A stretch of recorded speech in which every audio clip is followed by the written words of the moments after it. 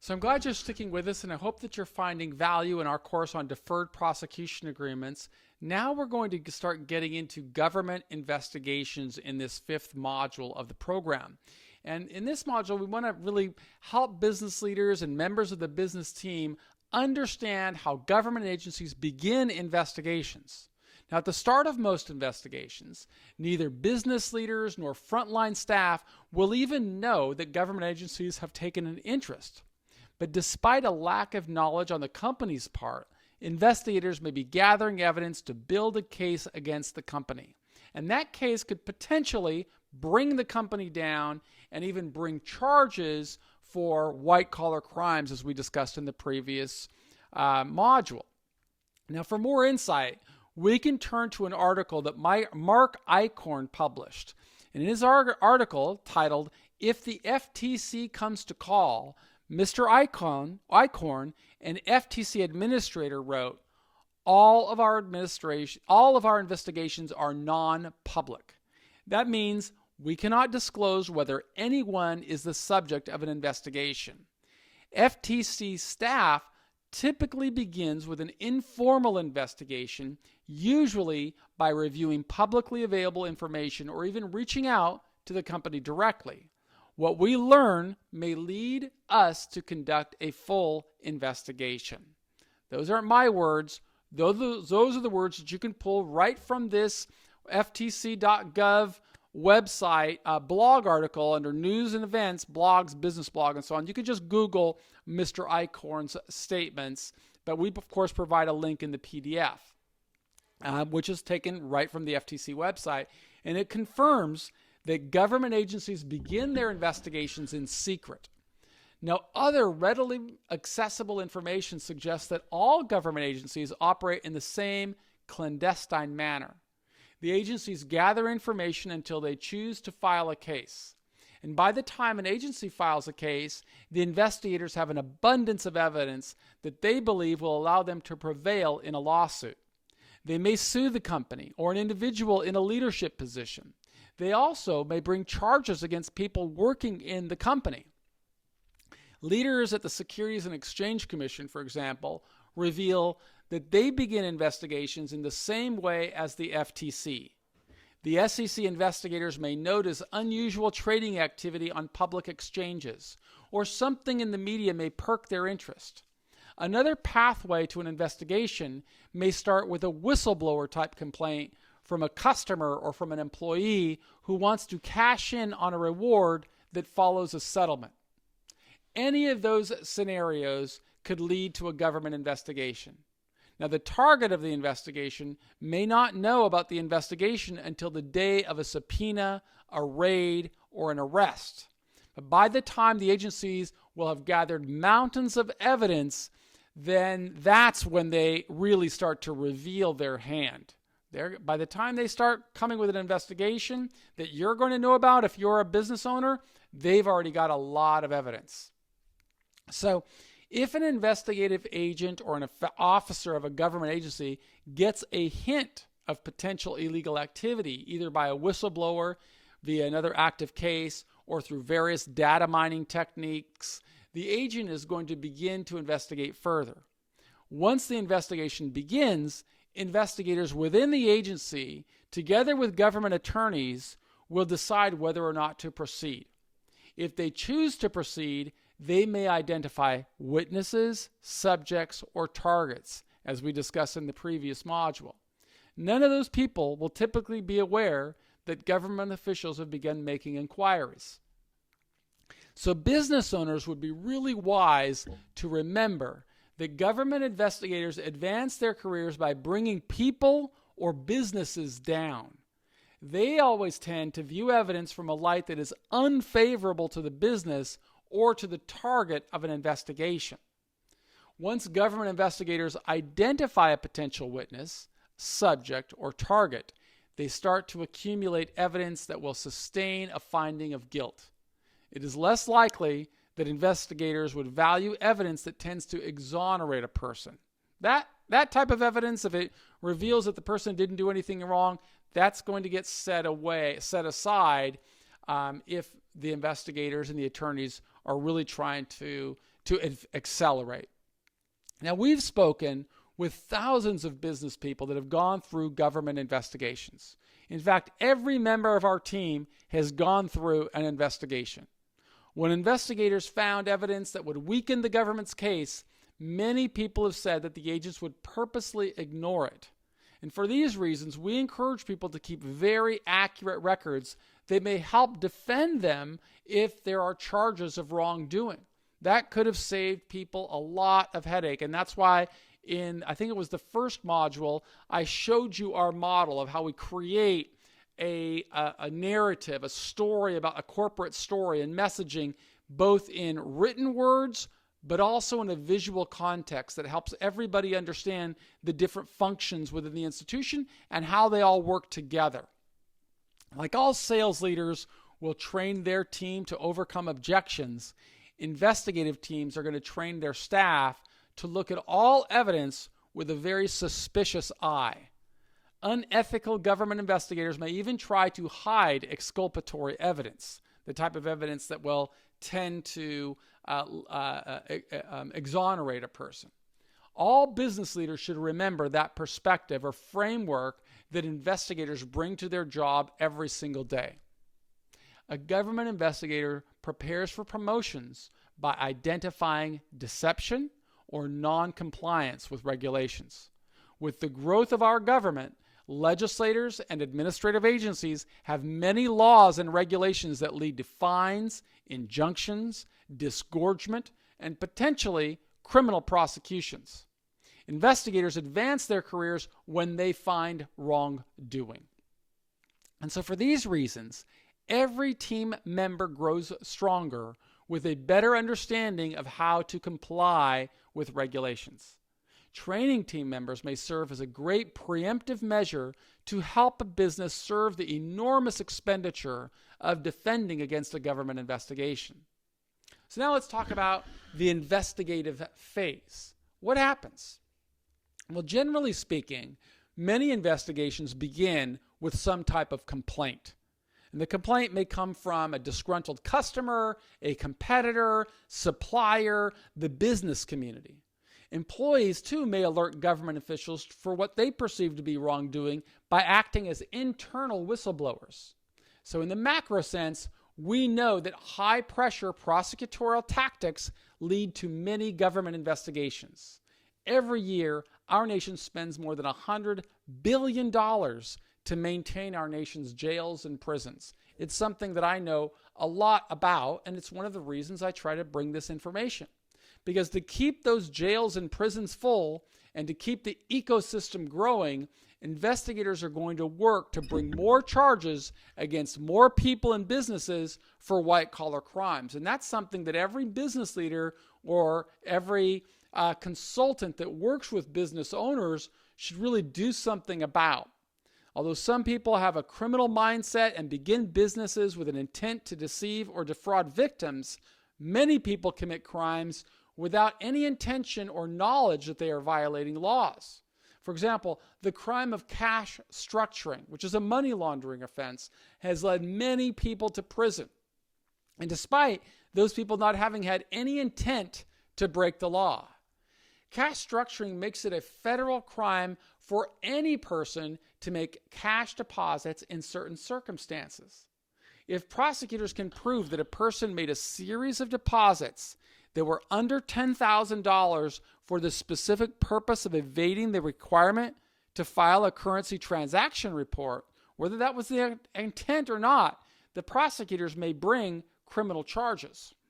Now, as an example, let's say a car dealer sells cars for $9,000. And let's say that the car dealer sold 5 cars every day. Now, every time the dealer sold a car, the dealer may want to bring the money to the bank and make a deposit. Well, if the person fills out a currency transaction report for each deposit, even though he's not necessarily obligated to for that specific one deposit, because if it's under $10,000, he doesn't have to do that. But if the person did this repeatedly in a cycle of a day, 5 times, he would have deposited theoretically $9,000 5 times, which is $45,000. And that would require a currency transaction report. So the person in the example above did not intend to violate the law. He completed an invoice system. He paid the appropriate tax. The money lawfully belonged to him. Yet if prosecutors allege that he structured the deposits to avoid filing a cash transaction report, the prosecutors could bring felony charges. A judge could sentence him to prison. I served time in prison alongside many people for violating cash transaction reports. And they had their own reasons for doing it. Their reasons just didn't have anything to do with breaking the law. They didn't know that they weren't allowed to do that. And yet prosecutors brought charges and they went to prison. So in the law and order system of the United States, investigators have massive amounts of power. They may question individuals, and government agencies may depose those people under oath. The answers those witnesses give during government investigations can lead to further problems. Government investigators may incentivize people to cooperate with them, and the prosecutors may offer immunity in exchange for testimony, thereby putting more people under scrutiny and bringing more people into the system. A hypothetical example may help to illustrate how a government investigation can begin. So let's say a businessman gets into some type of criminal problem. He faces a significant amount of time in prison. And the businessman may offer to provide information to prosecutors in exchange for a lighter sentence. The information the businessman provides can spawn an entirely new and unrelated government investigation. We see this all the time in our work at compliance mitigation and at white collar advice. I forget the names of our different ventures. So investigators with various government agencies, including the FBI, the SEC, the FTC, the DHS, the ICE, or any of these other alphabet-like agencies, and they're named all with alphabets, or letters of the alphabet, they're going to make an initial determination on whether to advance an investigation. They may choose to proceed with a civil investigation, or they may work in collaboration with law enforcement to launch a criminal investigation. Agencies have the authority to conduct civil investigations on their own, but criminal investigations require prosecutors, somebody from the Department of Justice in the federal system, or the Department of the Attorney General in the state systems. Both civil and criminal investigations bring enormous pressure on a person and on the business. And a case may begin with a civil investigation, but as evidence surfaces and if they gather more interviews and depositions and they review more records, those investigations could turn criminal, which bring more stress, more expense, and higher levels of risk. And it's for that reason we really think that anybody that's in the business of advising business owners, they should be thinking about, well, what can we offer to help those business owners understand, hey, take these steps as an insurance policy. Once investigators choose to advance, they subpoena documents related to the suspected activity. They may want to review bank and brokerage accounts. They may want to review phone records, email records, social media accounts. They can also request warrants to listen in on phone calls and review electronic activities in real time. And the targets may not even know that they are being investigated. That's certainly something we've learned a lot about from the people with whom we serve time in prison. Investigators typically don't want a potential target to know anything about the investigation. Now, at the outset, they're going to ask people they interview to be discreet and to not mention anything. And in some cases, the investigators may make their investigations obvious. They may want to push the target to act inappropriately while the investigators gain or create additional evidence or leverage to bring charges. This is the way the investigators can advance their career. So at some point, though, a target is going to become aware or suspicious that an investigation is underway. Now, whether the investigators identify a person as a potential witness, a subject, or a target, the person would be well advised to understand all of the options. People can take specific actions to minimize their potential exposure to criminal liability.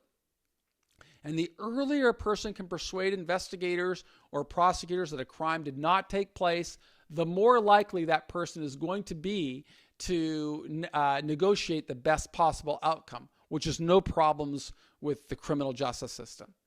Now, as investigators and prosecutors spend more time on a case, they become more vested in getting the win. And that win doesn't always equate with justice. Sometimes that win means finding guilt. And then we could transition into the prosecution phase, the prosecutorial phase. Because if an investigative team feels it has sufficient evidence, then the government agency is going to bring public criminal charges, or just going to make their investigation public. And if it's a civil investigation, the agency may bring either an administrative proceeding or it may file a lawsuit in federal court. With criminal charges, of course, the prosecutor may file an information or a complaint, or could bring the case to a grand jury for an indictment. In either civil or criminal investigations, the investigators may request a judge to issue a search warrant or to raid the home or places of business of the targets of the investigation. Now, they don't have to only raid the homes of targets. Investigators may raid the homes of subjects of an investigation when they're looking for evidence, looking to gather more evidence. Citizens should expect that investigators will seize everything possible to help them build a case. They will take computers, cell phones, all paper records that the warrant is going to authorize, and the investigation is going to result in significant disruption to a person's life. It could also obliterate prospects to continue business operations. Recently, we did some work with an owner of a pharmacy, and the investigators came in and seized all computers, all records, but they didn't charge anybody. Yet doctors stopped sending prescriptions to that pharmacy because they didn't want to deal with an agency, with a pharmacy that was under investigation. So a lot of ancillary complications can follow once an investigation begins. Later, the government lawyers are going to start to schedule interviews and depositions. They're going to subpoena records and question third parties. They won't spare any expense in gathering evidence that will help them build a case. And in order to lessen exposure to risk, people within the organization are going to start offering evidence to assist the investigations, which sometimes build a bigger investigation and expand the scope.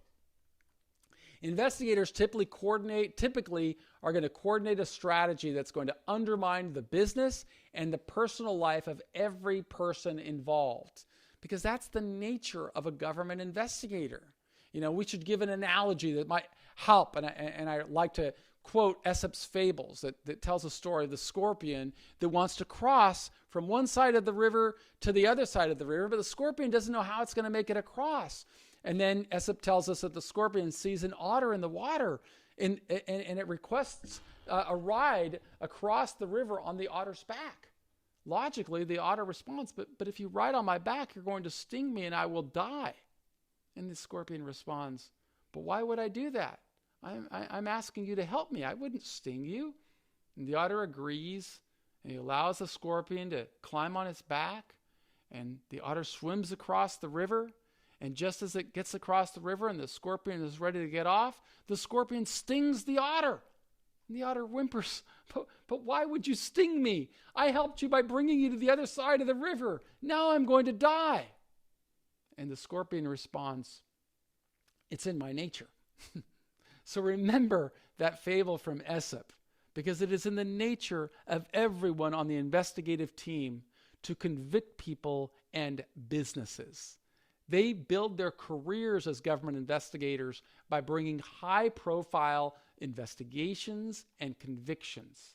And it's for this reason that business leaders and team members should adhere to best practices at all times. They should understand compliance metrics and what they can do to protect themselves.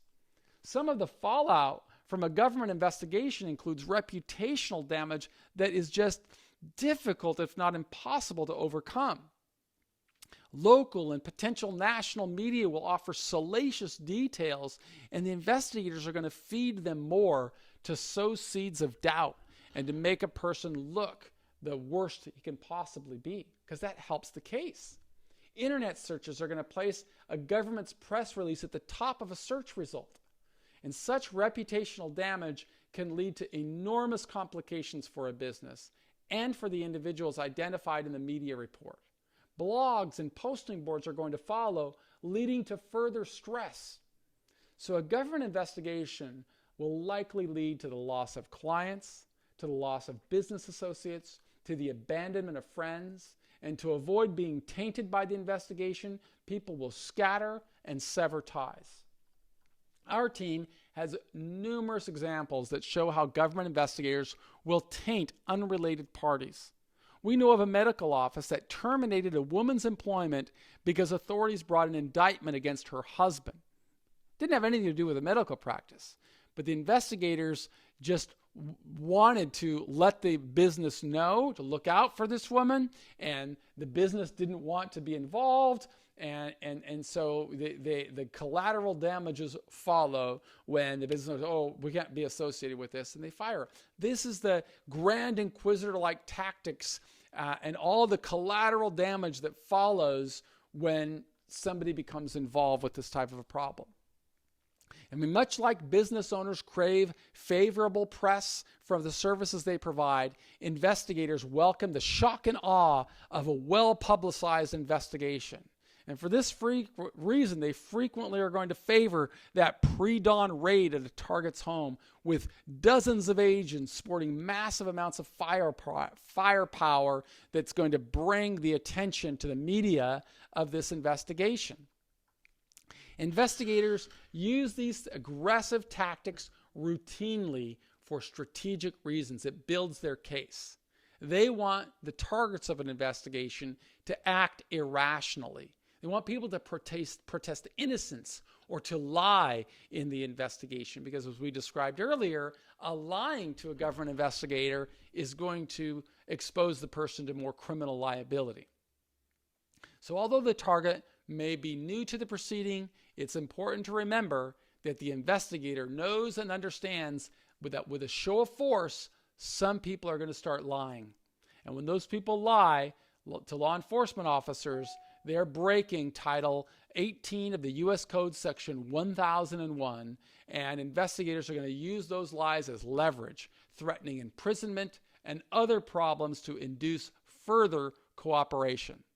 The more business leaders and advisors know, the more effectively they will be able to lay groundwork to minimize vulnerability to a government investigation or to qualify for leniency, including deferred prosecution agreements or potentially non-prosecution agreements, which we're going to cover in the next module. But before we get to that, I definitely want to ask a couple of questions just to, kind of see how you're doing along the way. So here's a question. Which of the following can prompt a government investigation? And answer all that apply. A, if investigators see unusual activity with stock transactions. B, if an investigator has been personally wronged by a person within the company. C, the investigators read something in the media that perks their interest. Or D, the investigator hears from a concerned customer or an employee. Okay, choose which is best. Here's a second question. True or false? Investigators tend to view evidence in the light that is most favorable for a business or a target. Is that true or is it false? And that third question. Which actions coincide with a government investigation? Answer all that apply. A search warrant to raid a person's home or business, let's call that A. B, confiscation of computers, cell phones, and papers that are records that are as evidence. C, of significant disruption to business operations. Or D, immediate personal representation by a government-paid attorney. Which actions coincide with that government investigation? So see if you can answer those three different questions, and then we're going to come back with our next lesson, which is going to be, I think the next lesson is going to be on prosecutors. What do they need to know? Which is going to really give more depth and breadth of awareness of the Deferred Prosecution Agreement. I am Michael Santos, and on behalf of our entire team at Compliance Mitigation, we are grateful to you for your attention. The bottom of the slide, or is it the top, has the information on how to contact us. If you have any questions, please let us respond.